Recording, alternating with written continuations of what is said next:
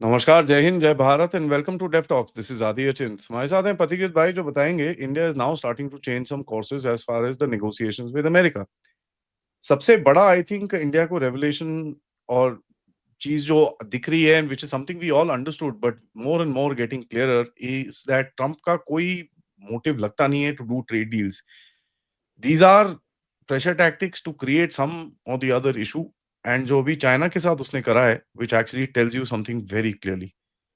तो पथिक भाई, व्हाट डू यू से, व्हाट्स हैपनिंग हियर?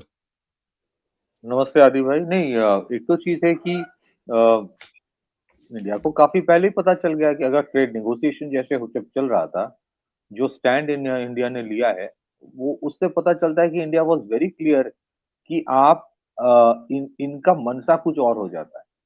तो इसने बार बार इंडिया की तरफ से एक स्टेटमेंट आ रहा है, चाहे वो कॉमर्स मिनिस्टर की तरफ से, चाहे वो यूनियन एक्सटर्नल अफेयर्स मिनिस्टर की तरफ से, कि there are certain red lines, वो क्रॉस नहीं किया जाएगा। रेड लाइंस ऑफ नेगोशिएशंस यहाँ पे ये है कि चाहे वो एग्रीकल्चर हो, फिशरीज हो, पोल्ट्री हो, डेयरी हो, उसको खोला नहीं जाए। बाकी कुछ भी करना है करो। सेकेंडली, ये ग्लोबल ट्रेड रिसर्च इंस्टीट्यूट जीटीआरआई की तरफ से शायद एक रिसर्च रिपोर्ट आया है, और I completely agree with the जो सारांश है उस रिपोर्ट का, कि when it comes to at least the present administration, और ये शायद हमेशा से ही थोड़ा बहुत ऐसा ही होता है, ऐसा नहीं कि उसके पहले deals were like were completely straight forward stable. there's an issue of consistency and permanency when it comes to deal. Problem कहाँ पे है कि when you look at Indo US relationship, both the sides do agree कि एक strategic partnership है जिसको beyond a point इसको destabilise या इसको रॉक नहीं करना है। But when it comes to finer aspects of agreements and negotiations, कहीं ना कहीं आप देखोगे, जिसको कहा जाता है ना कि सैंक्टिटी ऑफ कॉन्ट्रैक्ट खतरे में आ जाता है। हम्म। Sanctity of contract. अब देखिए, आपको याद होगा परसों ही मैंने कहा था कि ट्रम्प ये जो टैरिफ है चाइना के ऊपर 100% लगाया, मैंने परसों आपको कहा था कि होगा कि एक महीने में वो उसको फिर बोलेगा कि नहीं, वो हम विड्रॉ कर रहे हैं। वो तो एक दिन बाद ही बोल दिया, we want good relation with China. देखिए, एक चीज आप हम सबको ध्यान में रखना चाहिए, डॉलर हेजेमोनिक है, dollar is a tool in the hand of United states, ये सबको पता है। लेकिन उसके बावजूद people always prefer and have preferred to use dollar as a trading currency, as a reserve currency, because of one thing: stability. Stability, right? जिन देशों ने अपनी स्ट्रेटेजिक ऑटोनॉमी को छोड़ दिया by literally allowing America to have their military base in their country, उनकी खुद की कोई फॉरेन पॉलिसी लिटरली नहीं है। What was the reason? कि हम्म। भाई, I will allow, I am foregoing my strategic autonomy, आप मेरे सिक्योरिटी का रिस्पॉन्सिबिलिटी ले लो, I will allow you to have base, लेकिन मुझे स्टेबिलिटी ऑफ ग्रोथ चाहिए। इकोनॉमिक ग्रोथ में कोई प्रॉब्लम नहीं आना चाहिए। आज अगर आप देखेंगे, what is the biggest problem of most of these countries? Economic growth. So forget about China. ये जो नेटो के नीचे जितने देश आते हैं, अमेरिका को छोड़ के आप जितने सारे यूरोपियन देश देखेंगे, उनकी इंडिविजुअल कोई फॉरेन पॉलिसी नहीं होता है।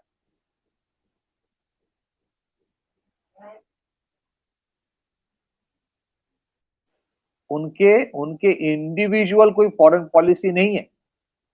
They have they have abandoned their individual foreign policy and have allowed NATO to do the need. लेकिन आज वो करने के बावजूद, is there stability, is there economic growth, is there security? The answer is no. आज America बोलेगा I am with you, कल बोलेगा I am not with you. तो ये जो इनकंसिस्टेंसी ऑन कॉन्ट्रैक्ट्स है ना, this is on a larger context. अगर हम इसको देखें, ये inconsistency in contract is not just about trade. ये inconsistency of contract is about security architecture as well. Qatar was always under American security umbrella. ये कौन सी नई चीज है? जहां जहां अमेरिका का बेस होता है, मतलब वहां मैं अपना बेस तुम्हारे वहां बना रहा हूँ, तुम्हारी रिस्पॉन्सिबिलिटी मेरी है। उसके बावजूद इजराइल जाके बॉम्बिंग करता है, 10 मिनट बाद अमेरिका बोलेगा कि इजराइल बॉम्बिंग करने वाला है, तब तक करके चला गया है। So where is the sanctity of my security contract? ये जो अरब स्टेट्स का और ओआईसी का जो मीटिंग हुआ, जिसमें एक नेटो, इस्लामिक नेटो की बात हुई, ये स्टैंड जो शिफ्ट हुआ इन मिडिल ईस्ट, जो monarchies have always been under the security umbrella of United States, in lieu of what, कि हम लोग पेट्रोलियम डॉलर में ही बेचेंगे, वो पेट्रो डॉलर एग्रीमेंट की जो है, आज वो शिफ्ट ऑफ द स्टांस क्यों हो रहा है? Because lack of consistency. मुझे पता ही नहीं कि कल अगर इजराइल अटैक करे तो अमेरिका क्या करेगा। नो वन नोज, किसको पता नहीं है। So the most defining aspect of US has always been that it provided security in spite of everything. तुम यूएस के साथ रहोगे, तुम स्टेबल रहोगे, economic stability, technological stability, tariff stability, growth stability and security stability, and you would always have a first mover advantage by being part of the club when it comes to top notch technology. आज Turkey को पता ही नहीं कि उसको engine मिलेगा कि नहीं मिलेगा, F110 वाला पता ही नहीं। वो कल S400 छोड़ भी देगा, फिर भी कोई गारंटी नहीं है। आज वेस्टर्न यूरोप को पता ही नहीं कि कल अगर यूएस से रशिया की तरफ से कोई मिसाइल आ जाए, और स्नेक और ये सब, यूएस क्या करेगा किसी को पता नहीं। वो लड़ाई में जाएगा कि नहीं जाएगा पता नहीं। इंडिया के साथ जो ट्रेड डील है वो है कि नहीं है, इसके लेके इंडिया में कोई सोचता भी नहीं है, क्योंकि you literally have lost faith in that deal. You have started living a life without the trade deal.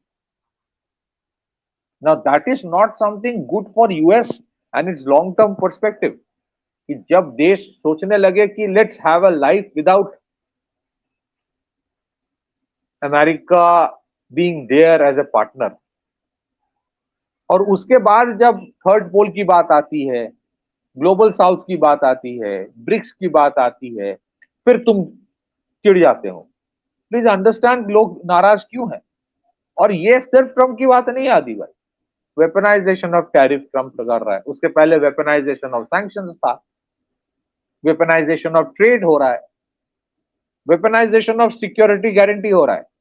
मेरा सिक्योरिटी गारंटी है, फिर भी मुझे पता नहीं कल मैं करूं क्या। कतार को आप देख लीजिए, this is going to be that, अगर आप मुझसे पूछे ना, जो अभी इंस्टेंटली मेरे दिमाग में आ रहा है, there is an apprehension that Qatar will become the Ukraine of Middle East. कैसे? यूरोप और रशिया के बीच जो लड़ाई है उसमें मार खाता यूक्रेन, फ्रंट गाई है। मिडिल ईस्ट में अमेरिका और इजराइल के साथ ईरान का लड़ाई शुरू हो गया, हो जाता है, अगर होता है तो मार खाने वाला कौन है? कतार। सबसे पहले कतार में खड़ा है, कतार में सबसे पहले कतार खड़ा है, that is a front base. So to cut the long story short, the problem is with permanency, the problem is with consistency, the problem is with trust. आज इंडिया में इतने we are, I think, among the developing countries, we are among the English speaking countries, we are the most comfortable with United States when it comes to, you know, आप कोई American से बात करके आपको नहीं लगेगा कोई एलियन से बात करो, it's like so much of commonality हो गया है बिकॉज ऑफ मेनी फैक्टर्स। लेकिन आज आप टेक्नोलॉजी लेके थोड़ा कंसर्न है आपने, आपको पता नहीं क्या होने वाला है। In spite of the fact कि पूरा अगर आप देखेंगे इंडिया का आईटी इंडस्ट्री इज यूएस का कंट्रीब्यूशन है, और इंडिया का कंट्रीब्यूशन भी है। $300 बिलियन का जो IT industry is because of silicon valley, उसका कंट्रीब्यूशन है। लेकिन आज आप ऑल्टरनेट सोच रहे हो। $300 बिलियन का एक इंडस्ट्री खड़ा करने के बाद आपको लग रहा है कि यार, आई don't know what's gonna happen tomorrow, let's have something else. I don't no कितना हम भरोसा कर सकते हैं बिग टेक कंपनीज के ऊपर, let's have something else. I don't know supply chain के ऊपर भरोसा कर पाएंगे कि नहीं, let's have something else. I don't know engine time पे आएगा कि नहीं, let's work on something else. ये let's work on something else वाला कॉन्सेप्ट ही ट्रेड में आ रहा है कि let's work on something else when it comes to a trade deal. Issue क्या है? There is a problem with consistency. और ट्रम्प का मुझे लगता है the entire approach is reactionary. आज मैं कुछ करूं, कल एक फ्लक्चुएशन होगा, परसों इससे मैं पैसा बना लूंगा। ये जो शॉर्ट टर्म पंटर्स होता है ना, पंटर्स, वो जो शॉर्ट टर्म खेलते हैं मार्केट में, वो वैसा हो गया। That was not what US had initially promised. US और रशिया के अंतर बहुत, सोवियत यूनियन के बहुत अंतर है। People still preferred United States because of the stability. आज कौन stability दे रहा है? There's no stability. So yes, when it comes to trade, China, you are, that's what we have all we have discussed it time and again. You are pushing India into the arms of China. पहले आपने push किया Russia को into the arms of China. ऐसा नहीं कि India China के गोद में बैठ जाएगा, but they find a common ground. Covid के टाइम हुआ क्या था? सप्लाई चेन की रेसिलियंस तैयार करने की बात हुई, रेसिलियंट सप्लाई चेन। उस टाइम सोचा गया था कि सप्लाई चेन वाला जो चैलेंज है वो चाइना से ही आएगा, वेस्ट से नहीं आएगा। आज उल्टा पड़ गया। Your biggest problem is with the supply chain from the west. एक तो लड़ाई वाला इशू है। यू हैव, आदि भाई, look at, see the world runs on frenzy. Crypto में इतने लोगों ने in the last 1 year have invested by looking at Trump, and we have no idea when it's gonna crash. उसमें भी पैसा बनाएगा somebody. It did. It did. Over the weekend, it went for a toss. So ये जो Somebody आप made a pattern, lot of money somewhere. हाँ, ये आप बता रहे थे, आप I'm ये जो saying, पैटर्न देख रहे हो। सॉरी सॉरी, हाँ जी, hey, finish I'm your just saying thought. somebody made some money somewhere. And that is something even Americans are asking the American president कि you are a businessman or a president right now? और हम लोग इतने सारे insider trading के खिलाफ इतने सारे रिस्ट्रिक्शंस होना चाहिए। सबसे ज्यादा इनसाइडर इंफॉर्मेशन जिसके पास अभी होगा, invariably the most powerful man on earth would have it. क्या उसका कहीं फायदा उठाया जा रहा है? इमेजिन अगर आप, इमेजिन, फॉरगेट एवरीथिंग एल्स, मैंने 100% टैरिफ लगा दिया चाइना के ऊपर। $1.65 ट्रिलियन एक एक दिन में, एक सेशन में crash in the American market. somebody goes and buys certain stocks, अगले दिन आप बोल देते हो, no no, we are very good friend of China, we don't want to hurt them. Stock market goes up again. It's a very simple thing. somebody makes money out of it। तो इसमें ये जो strategic एक silence India की तरफ है, India की तरफ से क्यों है? हमारे विपक्ष पे कुछ लोग बोलते रहते, ट्रम्प का नाम क्यों नहीं लेते, ट्रम्प का नाम क्यों नहीं लेते। भाई, उस कीचड़ में पड़ना क्यों है? तुम्हें अपनी पॉलिटिक्स करना है, तुम करते रहो। ट्रम्प आज ही ट्रम्प ने बोला कि 200% टैरिफ का मैंने थ्रेट लगा दिया, तब जाकर सीज फायर हुआ। अच्छा, 200%, ओके, मतलब अब क्या करोगे ऐसे इंसान के साथ? प्रॉब्लम कहां पे होता है ना, एक चीज मैं अंततः बोलना चाहता हूं, यूएस में individuals beyond A point never mattered, it was the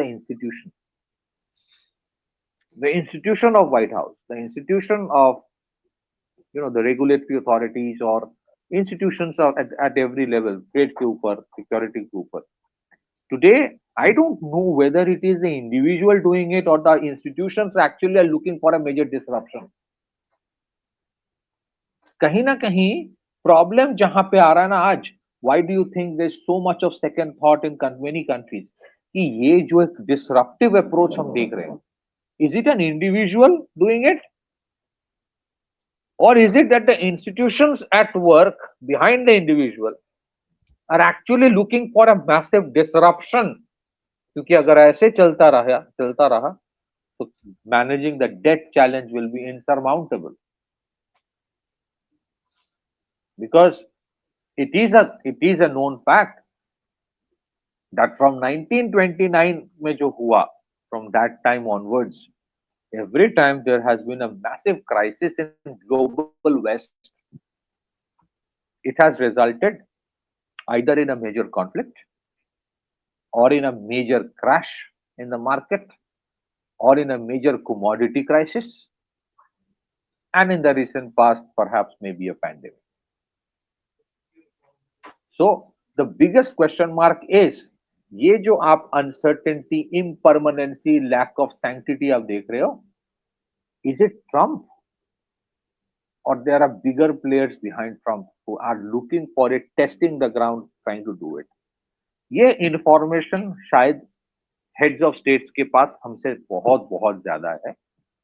So ये जो Prime Minister Modi going and meeting at SCO summit with the Chinese head and the Russian president, it's not for the heck of it. वो दिखाएगा कि देखो हम लोग meet कर रहे हैं. There are things going on.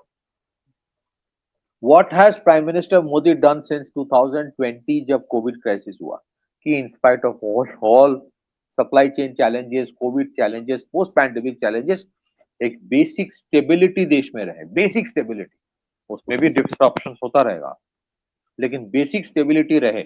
Operation सिंदूर में भी वही ऑब्जेक्टिव था कि बेसिक स्टेबिलिटी के साथ कॉम्प्रोमाइज ना हो, क्योंकि investments, trade, economy runs on stability, not on disruption. Disruption से पैसा मिलिट्री इंडस्ट्रियल कॉम्प्लेक्स बनाता है, डिसरप्शन और पैंडेमिक से पैसा स्पेसिफिक फार्मा इंडस्ट्री बनाता है. Rest of the industry works on stability. Problem with US is it is not giving stability. जब कॉन्फ्लिक्ट भी होते थे, periodic conflict, allies of United States were pretty much secure. Aaj, that is a question mark. Japan has no security guarantee notwithstanding. If there is a war tomorrow, do you really think Japan is in a position to defend itself? Do you really think US is in a position to defend all its allies? Well, the dimensions of war have altered so much. आप ना, मैं अगर last में, I just take 10 more seconds. Russian army is the only army in the recent past जिसने पूरा revolution and military affair को सही ने देखा है, and they have reformed themselves. India is perpetually at war, तो India करता रहता है complete revitalization, revolution and military affair. Thank God we have not allowed wokeism into it. Do you really think, except for the special forces, US today is fighting fit to fight out a war? Or Western Europe is fighting fit to fight out a war? On the streets, that's what they need to do. On the streets. So, again, coming back, the problem is with lack of permanency and consistency. That is why these cautions are coming, that be very careful. Have redundancy, a backup रखो. Deal करो लेकिन backup रखो. You should have a backup plan B. इससे पहले ऐसा कभी नहीं हुआ था. Strategic partners and allies of United States while dealing with US वे thinking about a plan B. आज यूरोपियन यूनियन प्लान बी के बारे में सोच रहा है. आज India already is working on plan B. Plan B priority हो गया है. सारे चीज में प्लान बी आगे जाता है. यूएस के when it comes to US के साथ हुआ तो हुआ. Imagine where has Trump pushed India, कि रशिया की तरफ से रिक्वेस्ट आया होगा कि भाई रूपी रूबल में तो ट्रेड होता रहता है, हजारों करोड़ों शायद रूपी डिपॉजिट रखे हैं, but we have to buy certain equipment from China, तो मुझे युआन में पे करो. And India did that. Why do you think India paid to Russia in yuan? Because Russia needs that yuan, not us. So to that extent, you are facilitating because you know that उस तरफ आप किसी चीज के ऊपर भरोसा नहीं कर सकते हो। So even if it is benefiting China and Russia, so be it, करो, because you find a common ground. क्योंकि आज उसके साथ जो हो रहा है, कल हमारे साथ भी होगा। ये तो थैंक गॉड ट्रेड डील नहीं है, इसीलिए कोई टैरिफ वैरिफ और करता नहीं है। नहीं तो ट्रेड डील के बारे में और बात और होता तो 50 से 100, 100 से 500, फिर 5। यार तुम बिजनेस क्या करोगे हर दिन? तुम्हें तो उसी, अच्छा उसका एक सेकेंडरी ट्रेडिंग मार्केट हो जाएगा कि आज कितना होगा बोली बताओ, आज का कितना भाव है। पंटर लोग उसमें भी पैसा बना रहा होगा। So your economic growth depends on your consistency, permanency, trust factor. Unfortunately, when it comes to the biggest economy of the world, there's a problem with the trust factor. और ये हमारी प्रॉब्लम से नहीं है। The biggest adversary of United States, China का भी वो problem है। The biggest allies of United States, उनके ये सबसे बड़ा प्रॉब्लम है। Back to you. Yeah, to me, I'll tell you what. I mean, what he's trying to do and all that, I will probably cover at night क्योंकि मेरे पास एक काफी detailed digging मैंने करी है about what he's trying to do to the global economics and किस तरह से वो आगे जा रहा है। उसके बारे में मैं बात करूंगा आपसे, but to the audience, but it's a very crazy scenario and we need to kind of uh, be very safe when we are doing anything. So I guess a certain sense of caution on our part would be actually very good. I don't think there's anything wrong with it. So that is as for that. Thanks, bhai, for that update. सबसे request है video को like करिए, subscribe करिए and share this with your friends and families. And of course, if you can, to support the channel, please read the descriptions for details. Namaskar, Jai Hind, Jai Bharat.